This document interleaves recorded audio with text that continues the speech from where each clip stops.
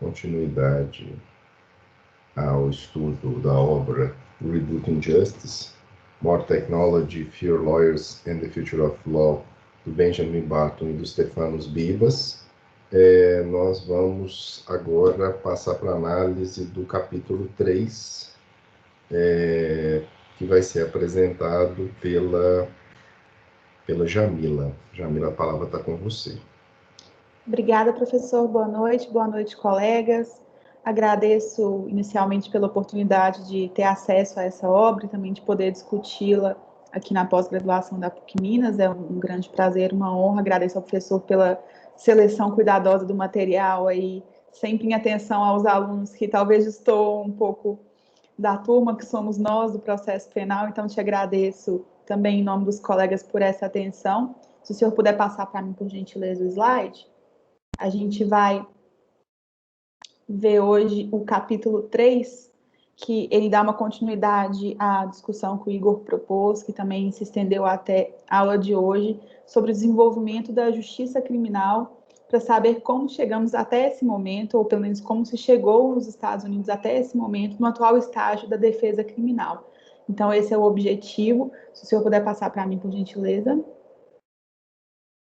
Do capítulo, realmente apresentar os caminhos que foram percorridos pelo direito a uma defesa técnica, a uma defesa por advogado no processo penal estadunidense, e a metodologia que os autores adotam é bastante interessante, porque eles trabalham com análise de casos paradigmáticos, que são esses 4 casos. A gente vai ver cada um deles de uma forma pormenorizada, como eles fazem.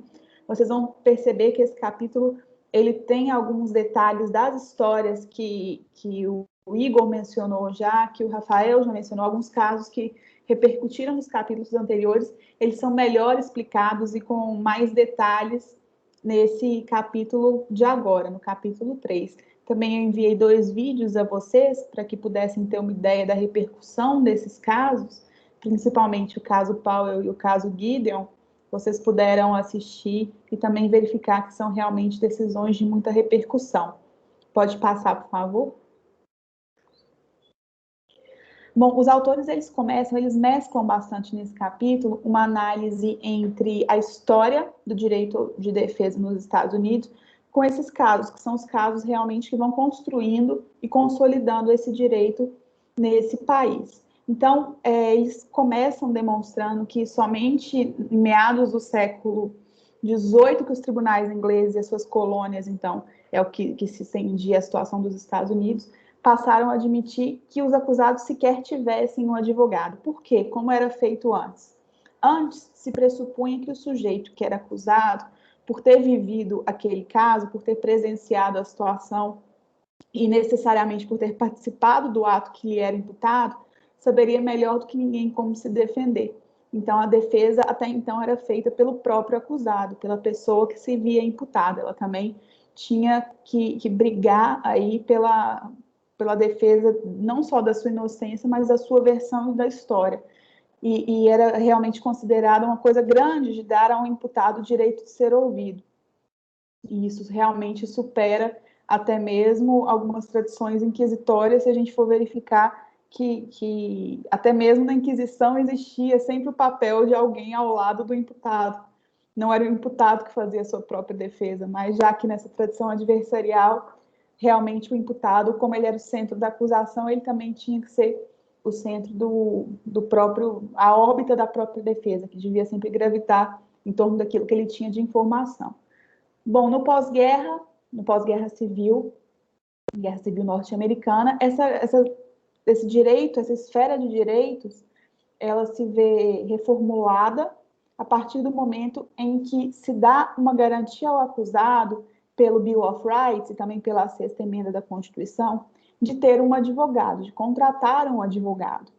Acontece que, de fato, é um grande progresso a gente assumir que a defesa pessoal ela não pode ser a única forma de defesa, o único exercício da defesa, ele existe até hoje. A gente não pode esquecer que a defesa pessoal, ela até hoje é consagrada no nosso ordenamento jurídico, mas não é única, não é absoluta, ela sempre vem acompanhada da defesa técnica. Então, o Bill of Rights e a 6ª emenda, eles garantem esse direito à defesa técnica. Acontece que nem todo mundo, por óbvio, tem como arcar com uma defesa técnica, principalmente se a gente for pensar num período de pós-guerra, num período em que a situação econômica do país e também das pessoas não era favorável à plenitude do exercício desse direito.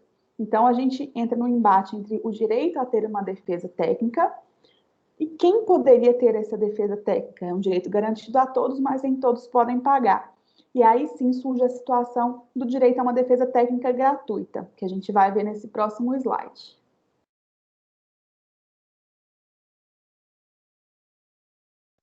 Bem, quando a gente está falando de um direito à defesa técnica, havia sempre uma exceção, que é compreensível em países de tradição de penas capitais, que são as penas de morte. E essa exceção era que alguns estados, não todos, mas alguns estados, garantiam aos acusados, mesmo que não pudessem pagar, que fossem assistidos por uma defesa técnica quando submetidos a um julgamento por casos criminais. Lembrando que nem sempre a gente está falando de um período em que ainda não tinha consolidado o Instituto a instituição da Defensoria Pública, a gente vai falar daqui a pouco melhor sobre isso, mas é interessante porque esse direito era garantido muitas vezes com profissionais nomeados, advogados sem remuneração.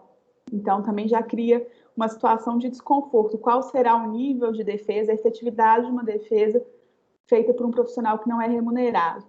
E a partir dessas discussões surgem, a partir de 1914, as defensorias públicas nos Estados Unidos, seja como órgãos governamentais em alguns estados, seja como instituições próximas do assistencialismo, de uma caridade, promovida já por agentes privados.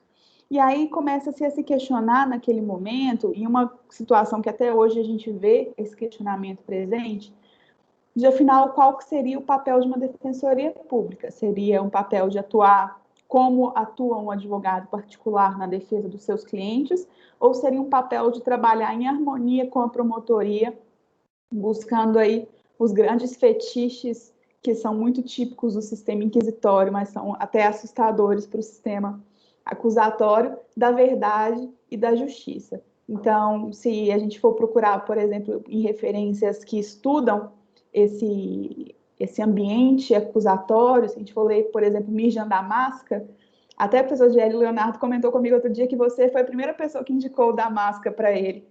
E até hoje é uma das leituras que ele sempre preza e mais recomenda. Então, se a gente lê uma leitura, por exemplo, do Damasca, que parte de um sistema inquisitório para estudar uma perspectiva acusatória, a gente vê que essa busca pela verdade, pela justiça, ela nada mais é do que um fetichismo. Então, como o sistema acusatório adversarial tenta superá-la, que é a grande pergunta e acaba sendo o plano de fundo para esse capítulo. Pode passar, por favor.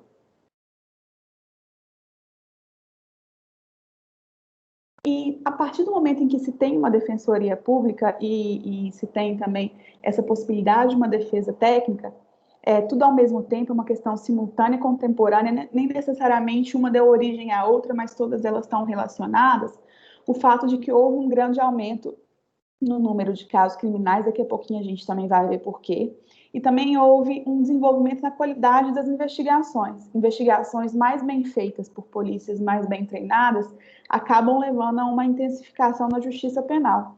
E ao mesmo tempo que se intensifica a justiça criminal num cenário de completo caos, o que se vê é uma necessidade de desenvolver regras sobre uma matéria que começa com as regras probatórias.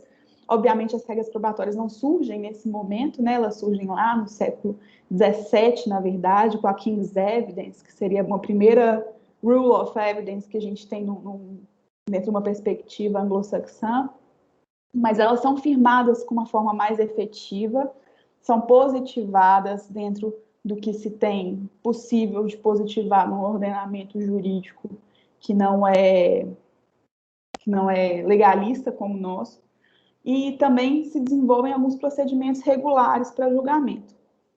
E eu queria trabalhar com você alguns dados complementares que eu acho interessantes porque eles reforçam aquelas discussões que a gente tinha no capítulo 2, que inclusive foram provocadas pelo professor Dier. Quando a gente está num período de pós-guerra civil, mais ou menos no ano de 1880, ou a Guerra Civil em 1861, mais ou menos no ano de 1880, a gente tem uma definição do contexto que se viu até meados dos anos 1950, que são um contexto de crescimento exponencial da população dos Estados Unidos. Entre 1860 e 1880, então entre 20 anos, a população aumentou em praticamente 15 milhões de pessoas, é muita gente. E, além disso, tem um êxodo rural gigantesco também nessa época por causa da industrialização. Então, 40% da população rural migra para os centros urbanos, para os centros industriais.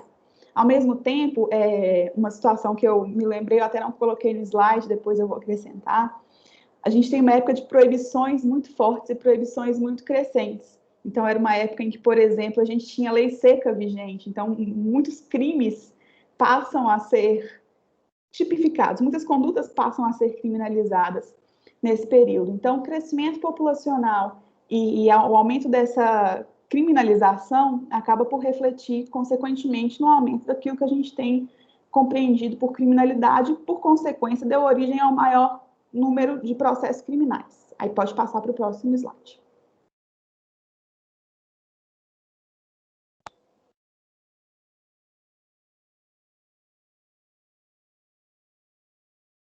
Não sei se aqui já passou um pouquinho. Agora mudou. Obrigada.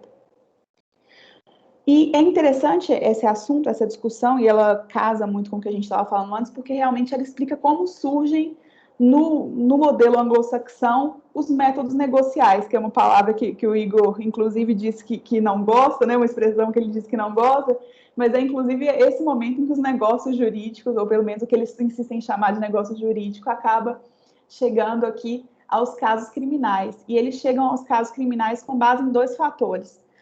O primeiro fator é um fator objetivo, que é em relação àquilo que a gente conversou, a sobrecarga de casos criminais, né, os cases overloads, que se derivam, por sua vez, em razão da densidade populacional e do êxodo rural. Só um exemplo que está no livro do George Fisher, que é inclusive citado pelo professor Baidas. O professor Baidas gosta muito de falar sobre acordos de colaboração e sobre justiça negocial, ele tem muitos trabalhos sobre isso. E eles sempre fazem menção ao livro do George Fisher, porque é realmente o grande livro sobre barganha do mundo, né? O Plea Bargains Triumph. E ele explica até esse movimento norte-americano de consagração da negociação na justiça criminal, é bastante interessante.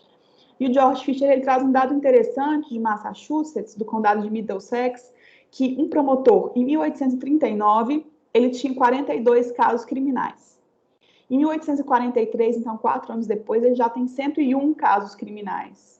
Em 1849, 6 anos depois, já tem 443 casos criminais.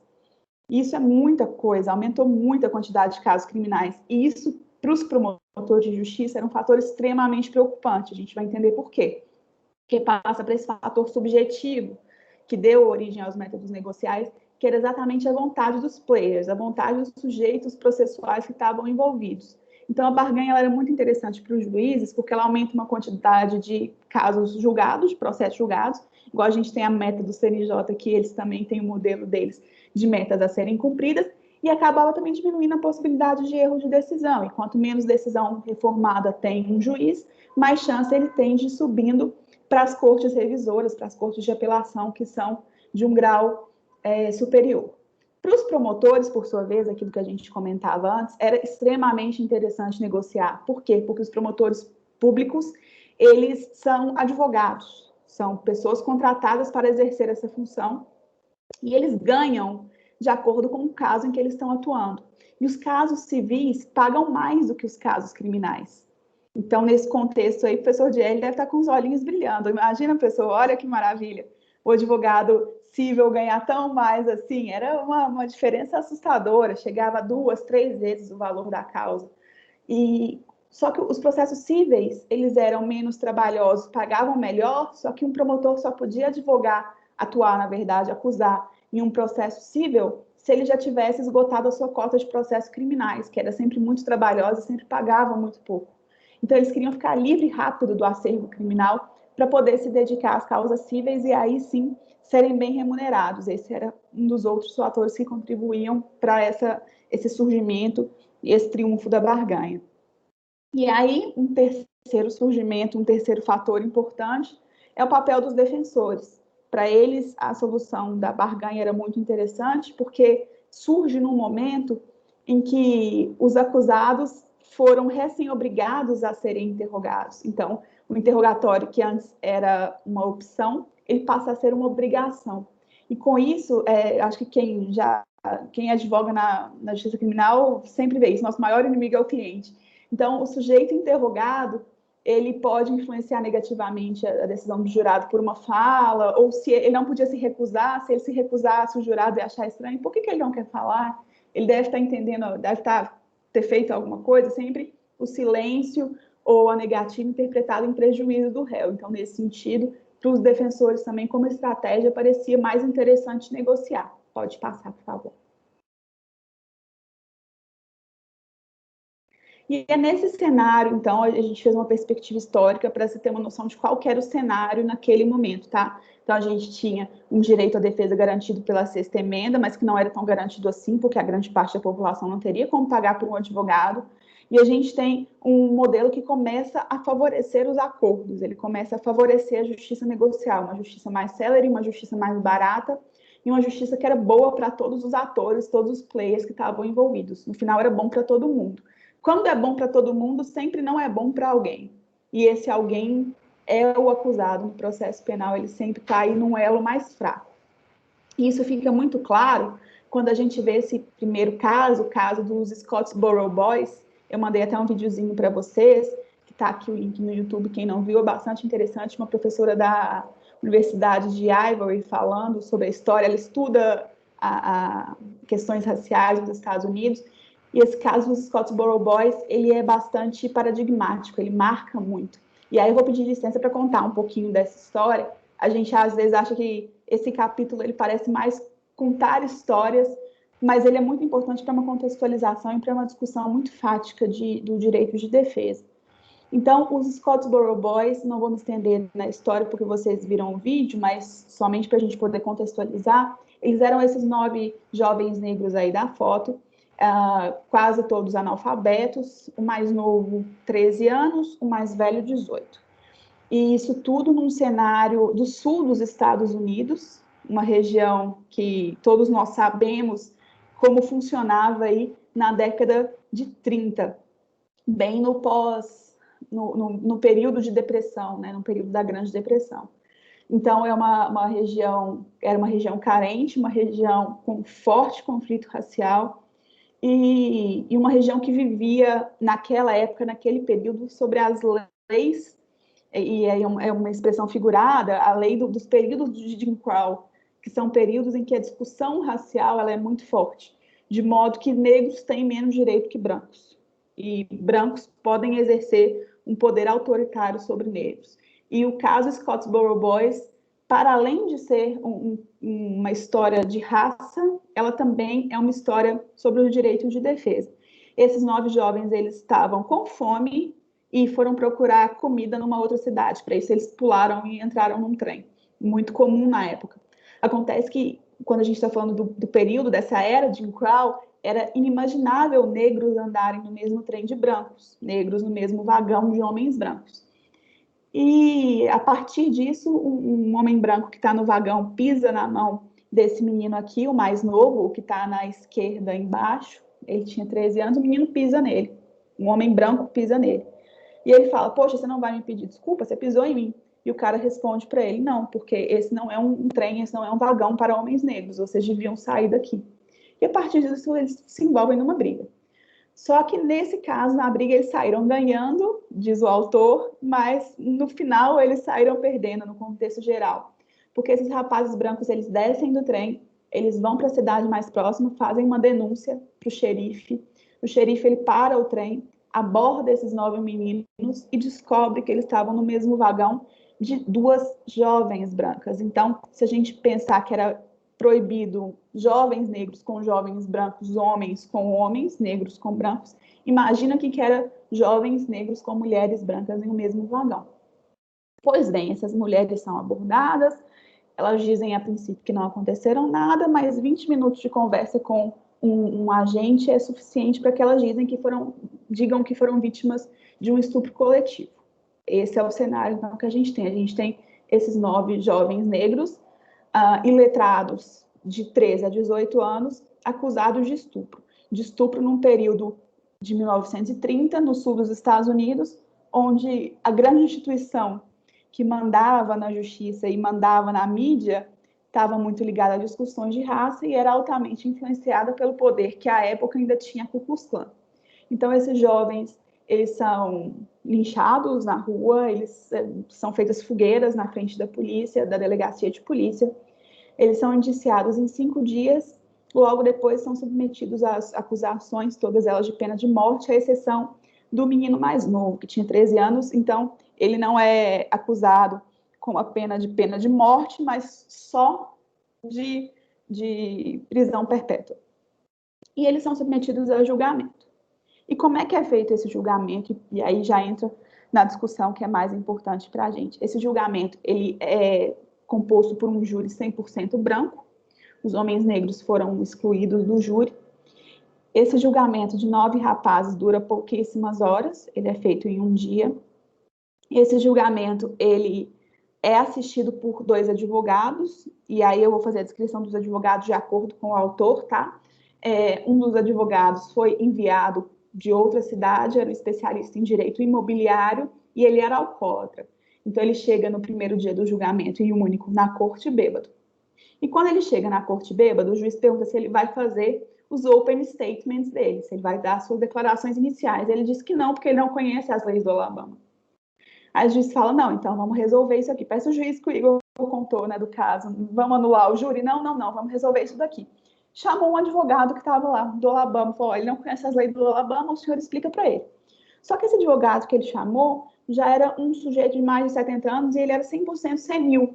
Então, a gente tem uma defesa para um advogado alcoólatra que não sabe, não conhece as leis do Alabama, e um advogado que conhece as leis do Alabama, mas é senil. Então, esse é o corpo técnico que vai assistir esses 9 rapazes no julgamento.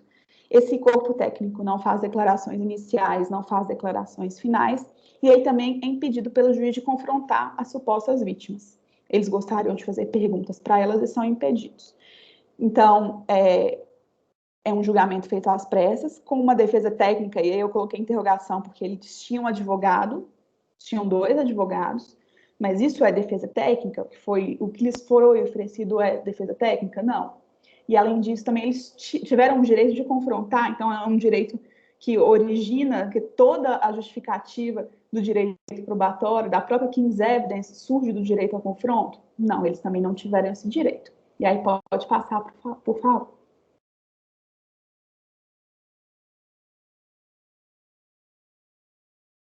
Eles, obviamente, são condenados à pena de morte e o menorzinho à prisão perpétua.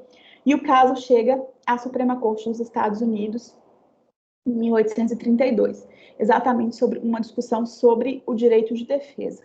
E aí, pela primeira vez, em 1832, a Suprema Corte norte-americana, formada por esses juízezinhos aí que vocês estão vendo, os que estão destacados são os que votaram a favor da decisão que passou a vigir, e os que estão em preto e branco no fundinho são os que votaram contra. Então, ou é o contrário? Não, é isso mesmo. Não, na verdade é o contrário. Os que estão no fundinho, igual o Shutterland ali, eles são os que deram a decisão que vigorou.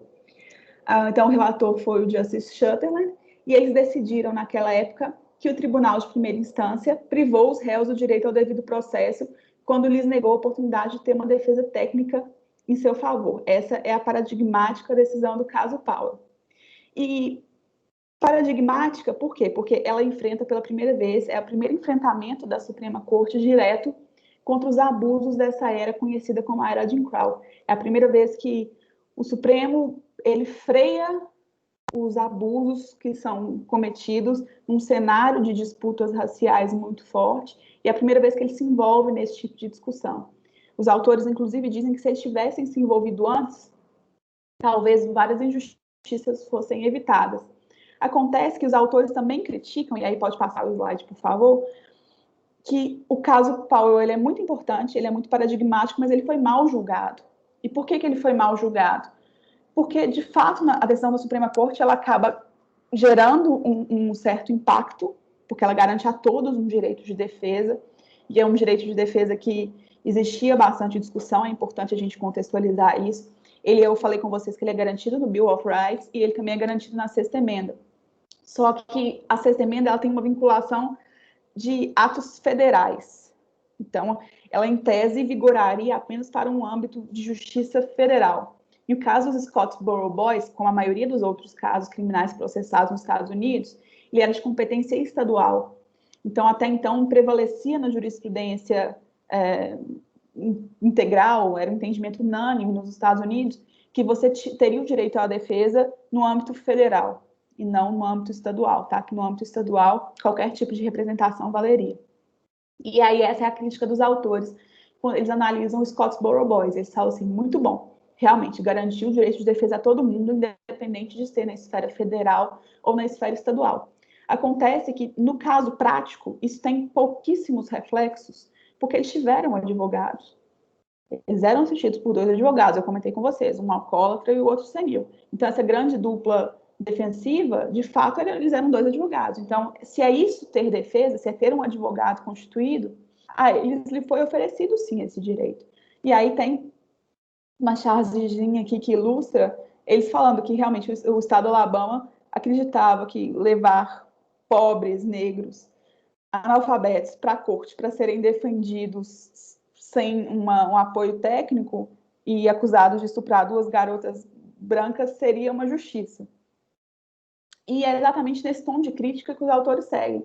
Então, é possível a gente garantir um direito de defesa, é muito importante que se garanta, mas o que vale, no caso Powell, esse direito de defesa? E por que essa crítica? Porque, de fato, e para a gente encerrar o caso Powell, de fato, eles foram submetidos a novos júris, várias vezes, todos eles, um deles, inclusive, 3 vezes, e eles foram condenados em todas elas. Então, mesmo tendo-lhes garantido, mudou de advogado, eles foram condenados da mesma forma. E eles foram condenados por muitos anos, sendo que uma das mulheres chegou a se retratar. Ela disse que não foi estuprada. Essas 2 mulheres, elas exerciam a prostituição e elas tinham o sêmen que foi colhido delas tinha sido de atendimento das mulheres anteriores. Elas afirmam isso depois em retratação posterior. E é interessante porque essa retratação ela é pouco tempo depois, ela é na década de 40, e o último deles só é exonerado na década de 80. Teve um deles, o mais velho, ele ficou 18 anos preso. Então, realmente, o caso Scottsboro Boys ele é muito paradigmático, porque ele te garante um direito, mas um direito que, se não for exercido, de nada vale, é como se não existisse no plano da realidade. E aí, a partir disso, exatamente que se geram as próximas discussões que a gente vai traçar. O senhor pode passar, por favor, professor?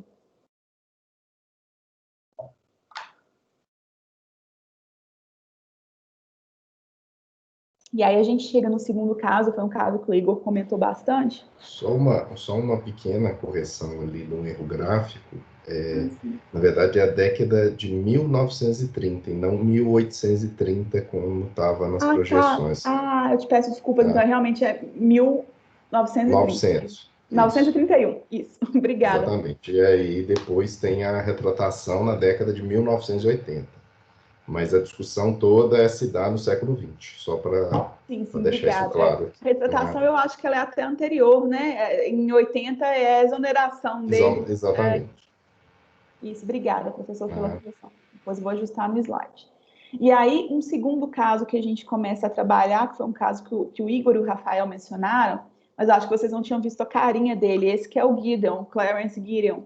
Ele que é um caso super paradigmático e foi talvez o caso que mais reforçou o direito de defesa, por isso que os autores insistem tanto em falar dele por tanto tempo. E eu acho que também o Igor não contou para vocês qual era a história, porque não estava no capítulo dele, qual era a história do Gideon, que é esse senhor simpático aí do canto que vocês estão vendo. O Gideon, apesar dessa carinha aí simpática e séria, como o vovô, o Gideon era terrível. O Gideon, ele tinha uma prática de jogatinas e ele já tinha sido envolvido em outros delitos.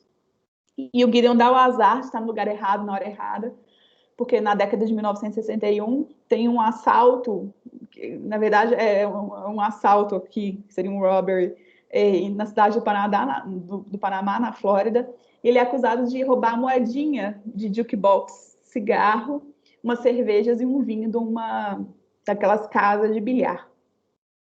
E uma testemunha, que era um cara que trabalhava nesse lugar, que é o Henry Cook, também tinha uma extensa ficha criminal, ele reconhece o Gideon.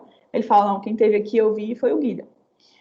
E o Gideon é preso, né, aquela mesma noite, com os bolsos cheios de moedinhas de jukebox. Ele fala, não, mas eu ganhei isso aqui em aposta, ganhei fazendo minhas jogatinas aqui, e eu preciso ter um advogado que eu preciso provar isso. E aí eles falam, não, Gideon, você está na esfera estadual, aqui não tem isso não. São 5 anos de prisão, então não é um crime capital, esfera estadual, sinto muito, você não vai ter direito a um advogado. E condenado é o Gideon, que é esse carinha aí, tão simpático. Pode passar, por favor, professor.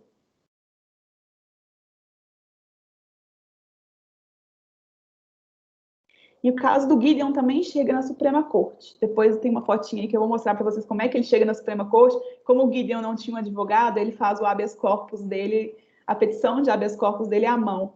E ele entrega, e isso hoje está no Museu de Casos Paradigmáticos da Suprema Corte. Tem lá o habeas corpus dele, a petição. Tem a fotinha aí, depois eu vou mostrar para vocês. Essa aí, então, era a composição da Corte Suprema quando julgou o caso do Gideon, e aí sim deu aquela decisão tão paradigmática, né? A garantia prevista na 6ª emenda da Constituição dos Estados Unidos, segundo a qual os acusados em processos criminais têm direito a uma defesa técnica, ela também se aplica aos casos que tramitam na Justiça Estadual. E a gente acaba tendo Gideon como um grande direito de defesa, uma decisão super necessária, mas a gente ainda tem aquele problema da inefetividade. Aí o senhor pode passar, por favor, professor?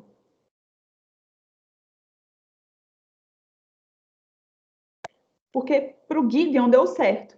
Para o Gideon, o direito de ter... Aqui é a petição dele de habeas corpus que ele fez à mão. Para o Gideon deu certo. Ter uma defesa técnica para ele foi importante, porque no segundo julgamento, aquela testemunha que eu comentei, o Henry Cook, o advogado do Gideon perguntou para ele sobre a ficha criminal dele, ele falou uma mentira e o advogado pegou ele num perjúrio. E aí, a partir disso, o Gideon foi absolvido. No caso dele, é uma decisão histórica, porque ela teve um engajamento dos estados muito grandes. Os estados, eles entraram nesse julgamento com um amicus curiae, vários deles, 2 dezenas de estados fizeram isso, inclusive pessoas que depois tiveram repercussões políticas por apoiarem o caso Gideon, um deles chegou à vice-presidência dos Estados Unidos.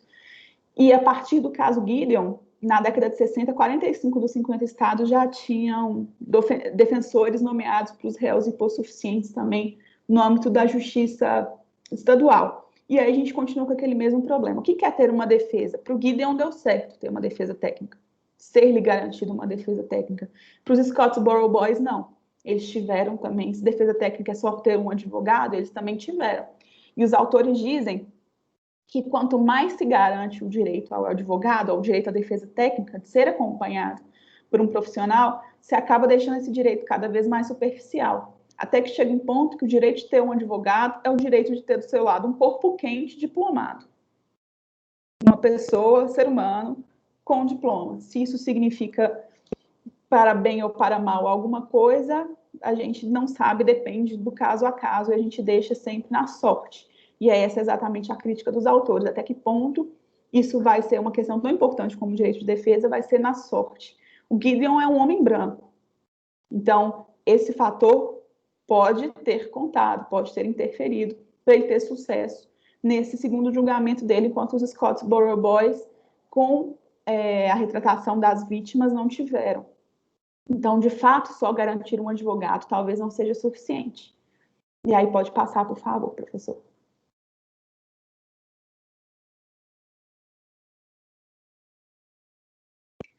Continuando sobre o caso do Gideon, ele deixa aqui o Gideon, ele está no Museu dos Casos Paradigmáticos, com a plaquinha dele, do julgamento dele, aí já bem velhinho. E o caso Gideon, ele é interessante porque ele deixa em aberto algumas perguntas. Primeiro, quão grave deveria ser um crime para justificar a necessidade de se ter um advogado? O Gideon foi apenado com 5 anos de prisão e a corte definiu que para ele era grave e ele deveria ser acompanhado por um advogado. Os Scottsboro Boys, pena de morte, então a corte também entendeu que eles deveriam ser acompanhados por advogado. Mas quem mais teria esse direito? Qual que é uma pena mínima? Quais são os requisitos? Como funcionaria isso?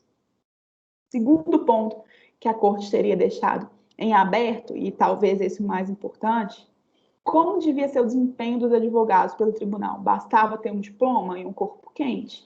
Ou seria necessário um padrão mínimo de efetividade?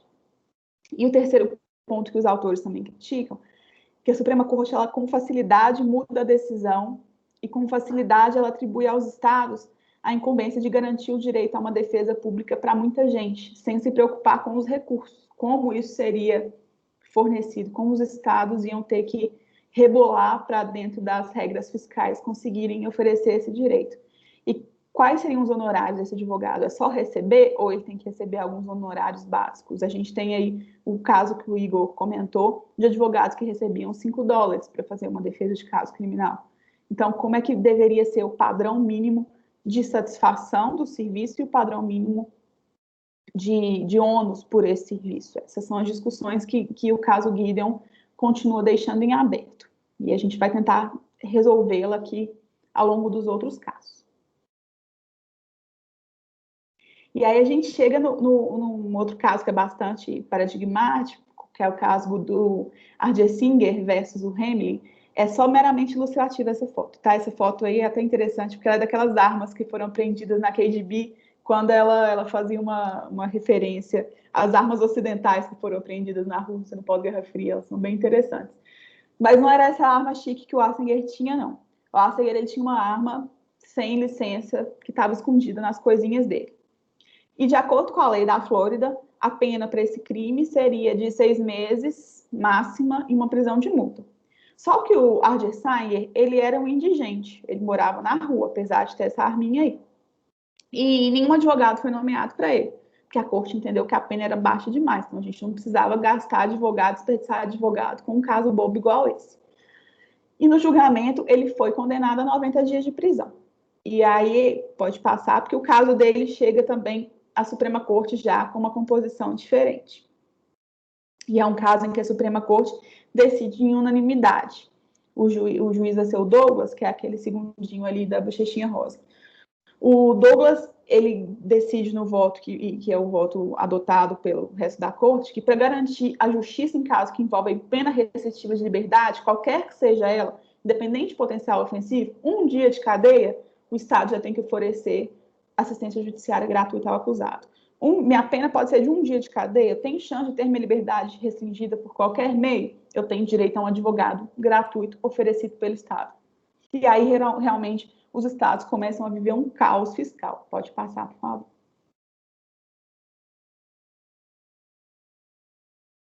E esse caos fiscal é exatamente aquilo que a gente falou. A Suprema Corte, ela decide com facilidade e não dá aos estados nenhum subsídio para saber como é que eles podem gerir, como é que eles podem financiar esse direito. A Suprema Corte dá o direito, só não tem quem pague esse direito, quem custeie esse direito.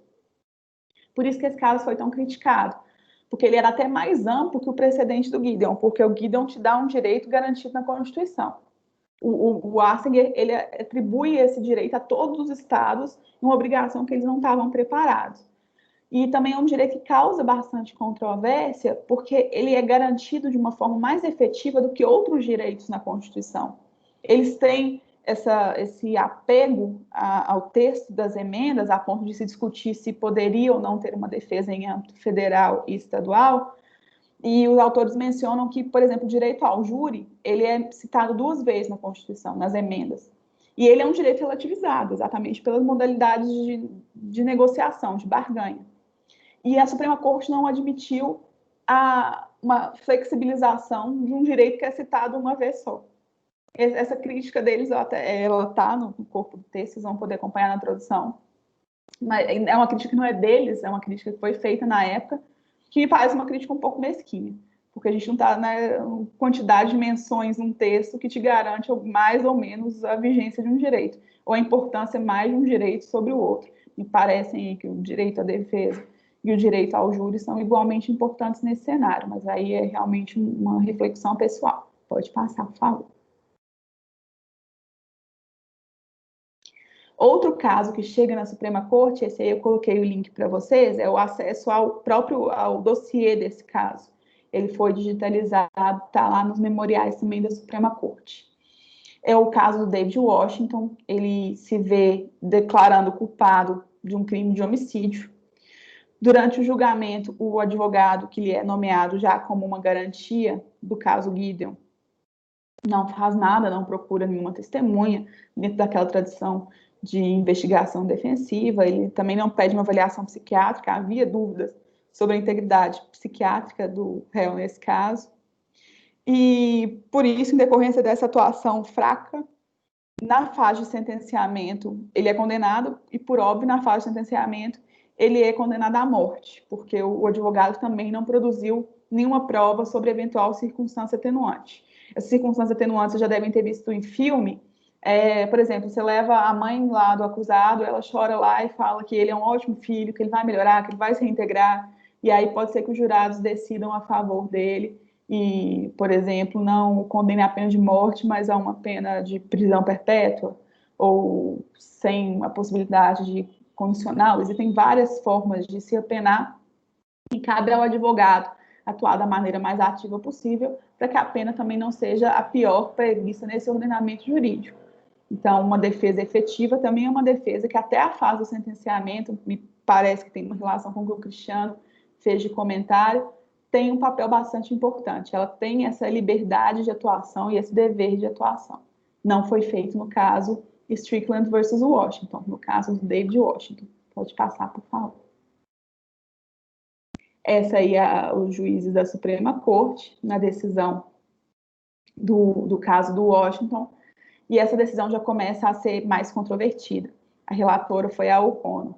Ela diz que, para que seja caracterizado um prejuízo, ou seja, uma ausência do direito de defesa, e qualquer aqui semelhança com a súmula do STF que diz a mesma coisa é verdade, tá?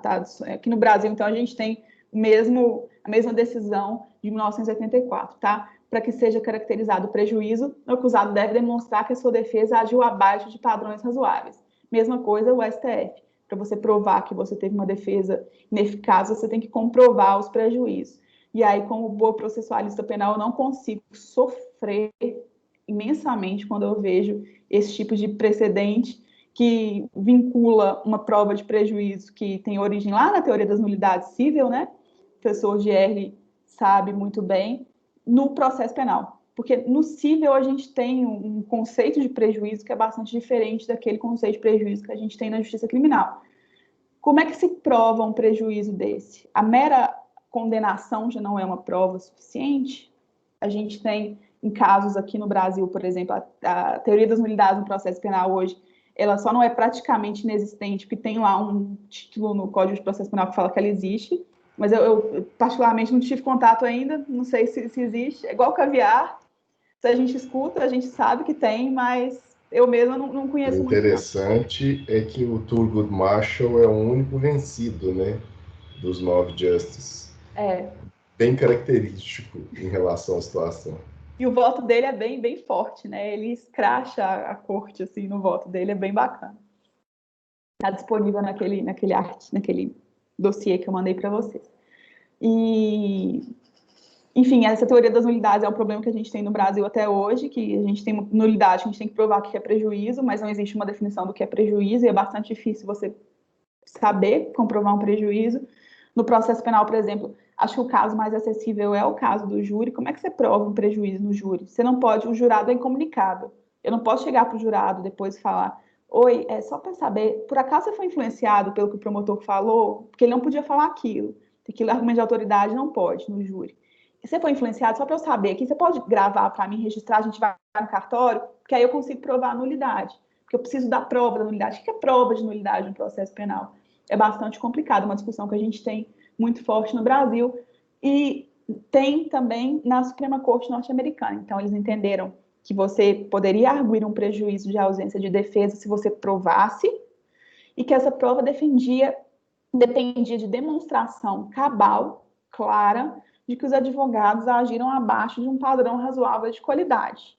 E que se eles tivessem agido num padrão alto de qualidade, ou pelo menos esperado de qualidade, a defesa seria melhor, seria mais efetiva. Tinha uma possibilidade efetiva hoje, no caso dele, por exemplo, no caso do Washington, de não ser condenado à morte, eventualmente não ser condenado, de se produzir alguma prova que levasse a uma absolvição. Então, exatamente esse é o padrão que a Suprema Corte cria. Ela fala, olha, você tem um direito a uma defesa, você tem direito a uma defesa técnica, e ela tem que ser razoável. O que é uma defesa razoável? Ela não fala. Só fala que quem tem que provar se é razoável ou não é o acusado. E no texto não deixa bem claro, mas numa pesquisa a gente vê que o caso do Washington, eles compreenderam que não estava demonstrado. Então, realmente, ele foi condenado à morte e foi executado. Para ele, essa questão aí da defesa inefetiva realmente não foi bem sucedida. Pode passar. E aí, o que concluem os autores a partir disso? Só lembrando que esse precedente, ele ainda é vinculante, não, a gente acaba usando algumas palavras que para a gente tem um sentido aqui, mas esse precedente, ele ainda está consolidado na lei norte-americana e é bastante parecido com o que a gente tem aqui no Brasil pela súmula do STF. Então, você pode alegar uma ausência de defesa desde que você demonstre que essa defesa não existiu, pelo menos do ponto de vista prático. E aí os autores fazem uma análise retrospectiva, a partir do caso Strickland, que é esse último caso, que os tribunais, eles avaliam se a assistência jurídica foi ou não efetiva em retrospectiva. Isso é muito complicado. Os autores usam uma expressão muito interessante no longo do texto, não sei se alguém gosta de futebol americano aqui, mas que é o Monday Morning Quarterbacker, que é aquele cara que bebeu cerveja o fim de semana inteiro, chega segunda, ele vai ler o jornal e fala, nossa, esse cara aqui jogou muito mal. Ele devia ter feito tal estratégia. Se ele tivesse feito tal estratégia, ele ia conseguir. Nossa, o Keno só fez 3 gols. Se ele tivesse agido de uma outra forma, ele talvez teria feito 5. É muito fácil a gente ficar analisando sobre retrospectiva as decisões e os atos, principalmente quando a gente já tem uma conclusão. E é exatamente nesse sentido a crítica dos autores. Quando você pega uma decisão condenatória para revisar, é bastante complicado, porque você já tem um acervo probatório todo formado. E se essa pessoa foi condenada, existe toda uma prova de condenação, e eu atribuo a essa pessoa que já foi condenada o ônus de provar que ela sofreu algum prejuízo, fica bastante injusta essa análise, ela não fica equilibrada. O tribunal também aí prestigiando a advocacia, eu achei interessante que os tribunais de lá parece que eles prestigiam a advocacia, achei interessante, queria eu estar nesse lugar. Eles veem a advocacia como o exercício de uma arte e tratam a advocacia até de uma forma respeitosa demais, presumindo, então, que qualquer decisão que tenha sido tomada por um advogado durante o julgamento tenha sido uma escolha técnica, uma escolha tática, uma questão de estratégia e não um erro. Porque aqui a gente, talvez na prática, veja que geralmente a culpa é sempre do advogado, né? Tem esse deslinde diferenciado. Mas, afinal, qual que seria um padrão suficiente para a advocacia, para a atuação defensiva, para a atuação do advogado? No caso Strickland, a Suprema Corte, ela busca identificar, então, o que seriam defensores menos qualificados, mas ela não fala o que seria uma qualificação mínima. Então, a Suprema Corte, ela critica a qualificação abaixo do razoável e não fala o que é uma atuação razoável. Fica um pouco difícil de definir, a partir desse precedente, somente o que seria, então, uma boa defesa, uma defesa técnica de verdade, não somente um corpo quente diplomado do seu lado. Aí pode passar, por favor, professor.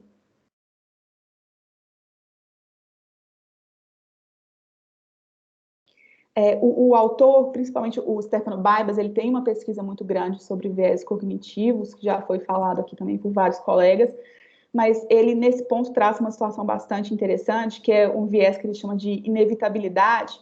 Quando o tribunal revisor, a instância revisora, ela pega um processo para julgar, para decidir se ele vai ou não revogar aquela condenação, ela se dá de cara, então, com aquele tanto de prova de culpa, antes mesmo de pensar em qual foi o prejuízo que essa pessoa sofreu.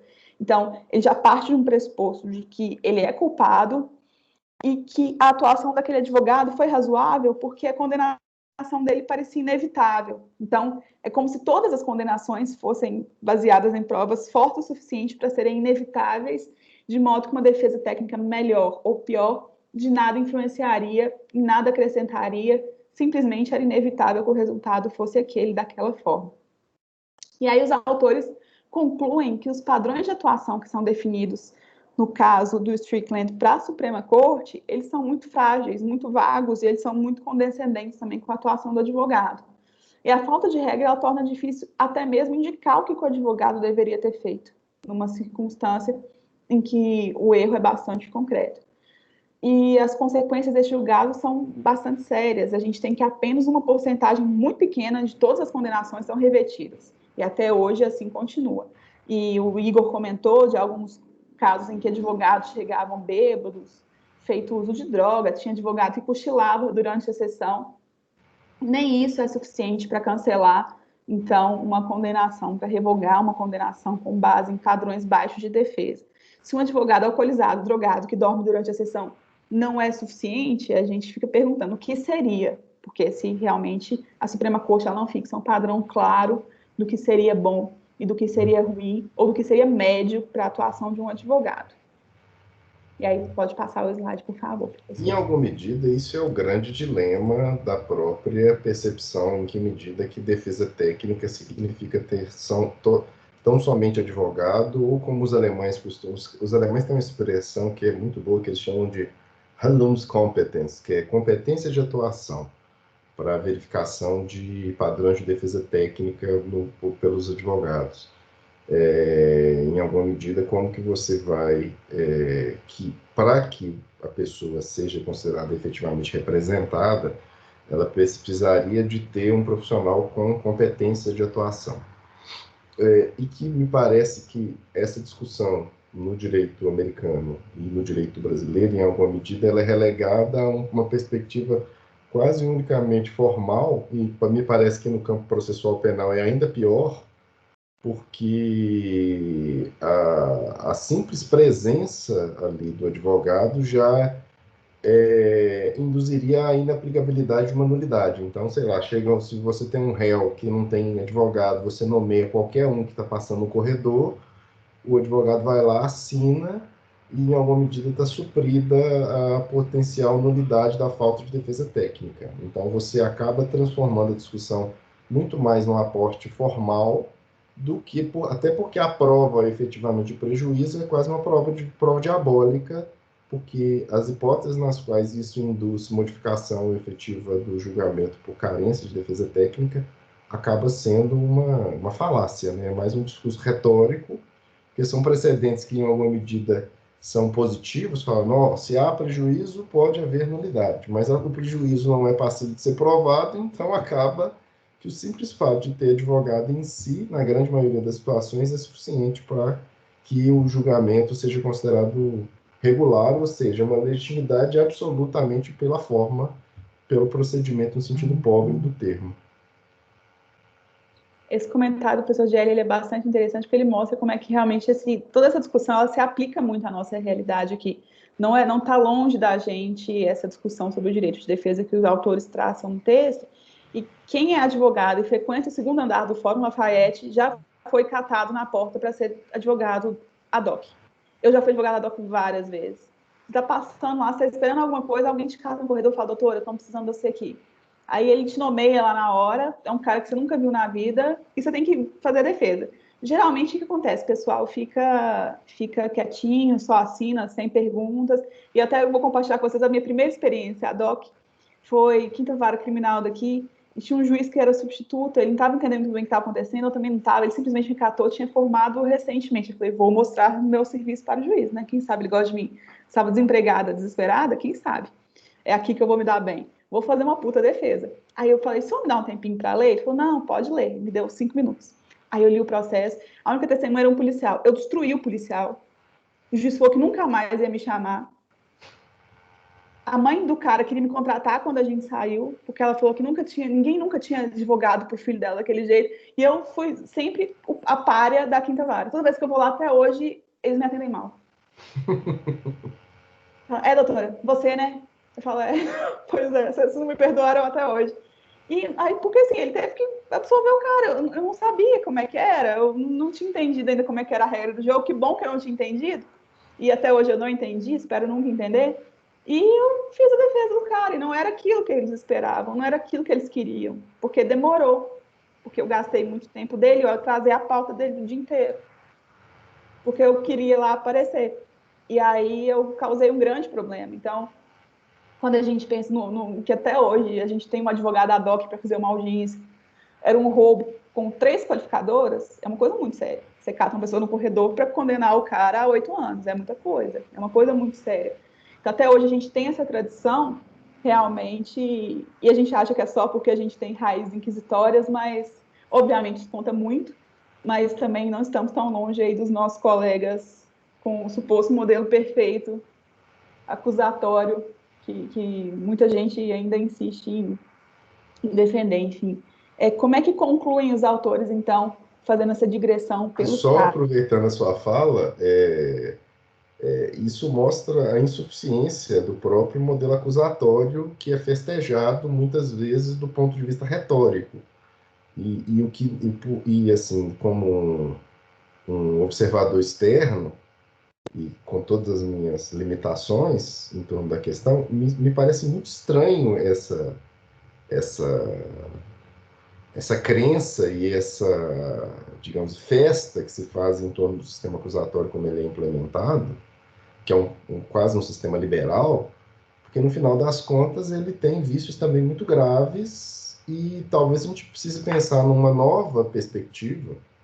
Eu acho que a academia tem esse papel nesse aspecto, para tentar pensar numa superação dessa perspectiva, porque não me parece, até pela própria narrativa e pelos próprios exemplos que a gente acompanha desse sistema, no caso americano, que não é tão bom assim quanto muitas vezes é vendido, que seria, vamos superar as nossas raízes inquisitoriais, vamos partir para o sistema acusatório, tudo dará certo. É uma coisa assim, bem venda Polishop, entendeu? Uma argumentação teórica lá Polishop. Os problemas acabaram, agora vamos para o acusatório e vai tudo se resolver. Então, eu acho que isso é um argumento muito simplista e que, às vezes, despreza o próprio modo como o sistema se aplica lá. Mas vamos continuar. E não só um argumento simplista, mas ele é um argumento historicamente equivocado, né? Porque a Exatamente. raiz acusatória ela é anterior à inquisitória e ela era terrível.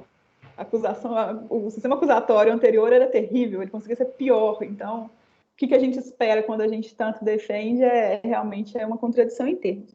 Mas, voltando aqui para a gente poder concluir, no caso Powell, então, o que a gente tem é uma Suprema Corte que tenta promover uma justiça igualitária, dando paridade de armas em casos muito graves, com circunstâncias bastante delicadas, mas uma paridade de armas que ela ainda é limitada, e ela é limitada, inclusive, por um contexto histórico. A gente também precisa ser justo quando analisa essa situação, porque o contexto histórico era muito negativo.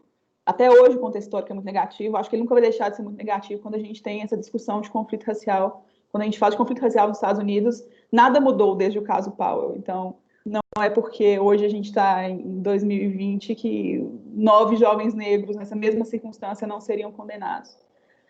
No caso Gideon, a Suprema Corte ela generaliza o precedente do caso Powell de direito ao advogado a todos os acusados e equilibra, ou pelo menos tenta equilibrar o jogo do processo penal.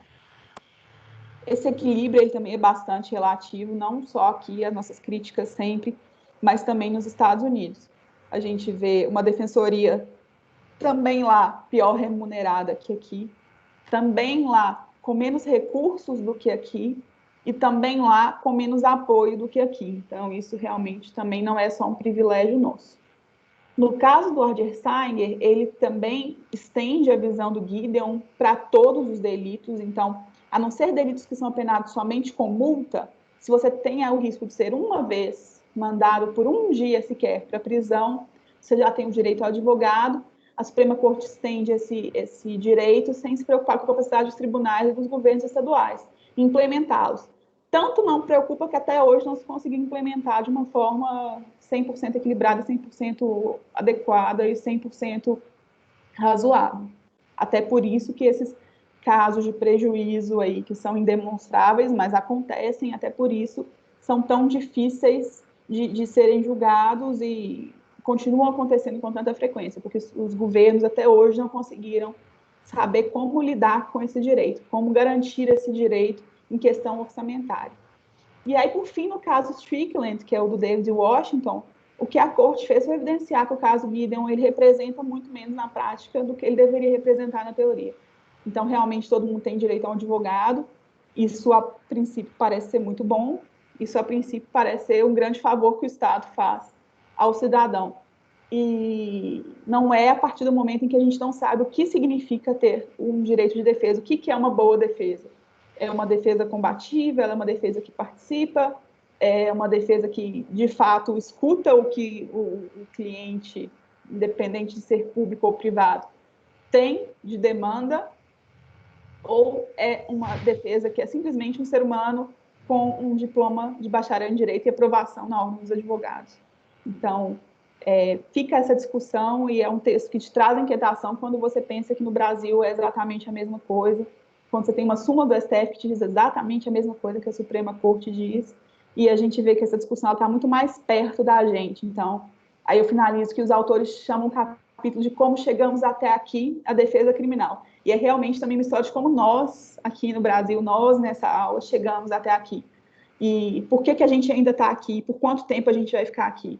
E eu tento ser otimista, sou jovem ainda, apesar de não parecer, estou muito jovem para ser negativa, mas cada vez eu fico com menos esperança se a gente vai conseguir sair daqui, do que é a defesa, pelo menos na esfera criminal. Porque eu realmente não acredito que a advocacia sai brigando, sai demorando, sai protelando, acho que não vale tudo, mas eu acho que é equilíbrio. E enquanto a gente não tiver equilíbrio, e equilíbrio é só direito mínimo, enquanto a gente não tiver o equilíbrio, o mínimo para poder competir com o órgão de acusação, a gente sai perdendo. E se a gente sai perdendo, quem acaba saindo perdendo também, afinal de tudo, em todas as perspectivas, é o próprio regime democrático. Então, acho que acabaram os slides, né, professor? Acho que sim. Então, era isso. Eu agradeço muito vocês pela atenção, pela paciência. Foi um prazer. Obrigada, professor, pelo auxílio técnico. E é isso. Beleza. Alguém quer fazer alguma consideração?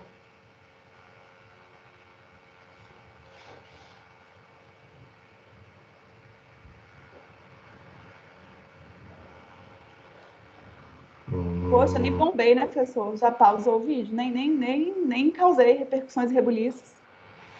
Não, causou muitas repercussões e rebuliços. É porque foi tão bem explicado que não precisa de... Tá gravando, professor.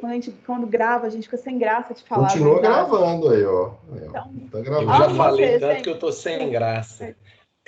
Tá tudo ótimo. Eu também. Eu sou persona não grata. Uma coisa bacana foi que o pessoal do penal ficou aí, o capítulo 1, 2 e 3, aí na sequência, aí, os capítulos criminais aí. Pois é, mas é proposital. Vocês precisavam ter material para a gente chegar no que vai no objeto mais assim inovador do livro, que é o que vai vir na sequência. Porque no final das contas esses capítulos são muito mais para dar digamos assim, um estado da arte do que propriamente para falar das possíveis propostas dos autores. Eles estão muito mais fazendo uma reconstrução. Né? Eles mostram que está tudo muito ruim, é uma estratégia inteligente, eles mostram que está tudo muito ruim. Então, você vai lendo o livro com um ar de querer uma esperança a qualquer coisa que eles oferecerem ali, está ótimo, porque está tudo muito ruim do jeito que está. Mas isso é uma estratégia, em alguma medida, argumentativa. Por isso que a gente precisa, para a gente chegar no que realmente são as propostas deles, a gente precisa entender o que, em alguma medida, é o que está tudo muito ruim, mas que, ao mesmo tempo, é o como as coisas, em alguma medida, estão funcionando. Não há assim, pelo menos nesse aspecto, em grande medida, não há uma deturpação no quadro de aplicação dos direitos. Então, a gente precisa entender isso, é mais ou menos uma questão geral do sistema jurídico, ou seja, a gente precisa tentar buscar outras perspectivas. Mas um aspecto que, por óbvio, o livro passa ao largo nesse debate é exatamente o tentar entender o pano de fundo do que leva a chegar a esse ponto. É uma narrativa de como chegamos ao ponto, mas é uma narrativa que, em alguma medida, não explica com muito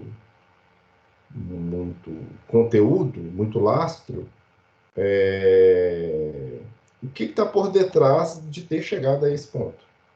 E por que no final das contas, o sistema jurídico ele acaba operando de um determinado modo, que em alguma medida é a compreensão que nós precisamos fazer para tentar exatamente apresentar uma proposta que consiga em alguma medida modificar, mesmo que aos poucos, o sistema. Porque, assim, eu acho que o que a gente precisa aprimorar é o nosso modo de abordagem, é aquela velho debate.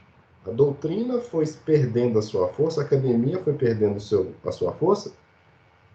Eu não tenho dúvidas que, em grande medida, pela culpa da própria academia, que, em alguma medida, ela se deixou enlatar para um determinado modo de se vender, ou seja, o que vende é um negócio popular, de esquema,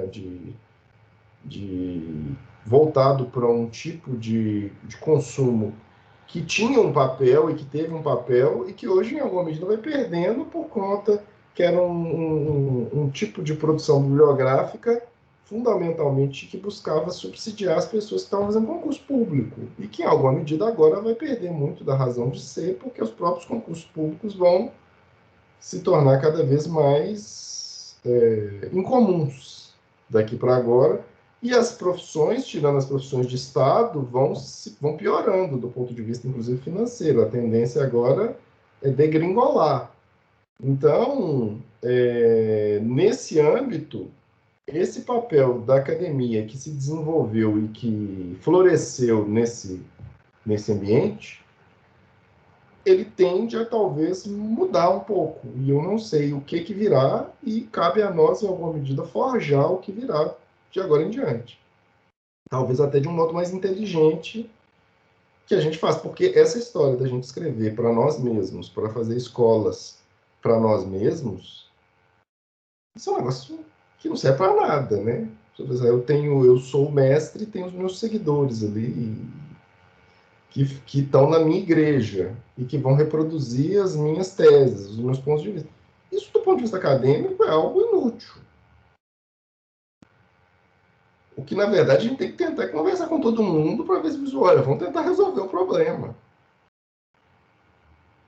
Porque simplesmente tentar reproduzir um padrão acadêmico ao qual você esteja vinculado, isso em si não resolve nada. E, assim, eu acho que se a gente tem que ter alguma coisa, e, assim, a minha percepção, inclusive, é que se para nós, em especial, que temos uma escola que, inclusive, não está umbilicalmente ligada a um eixo maior, a gente precisa saber, inclusive, ter inteligência de como produzir trabalhos acadêmicos que impactem de um modo mais amplo.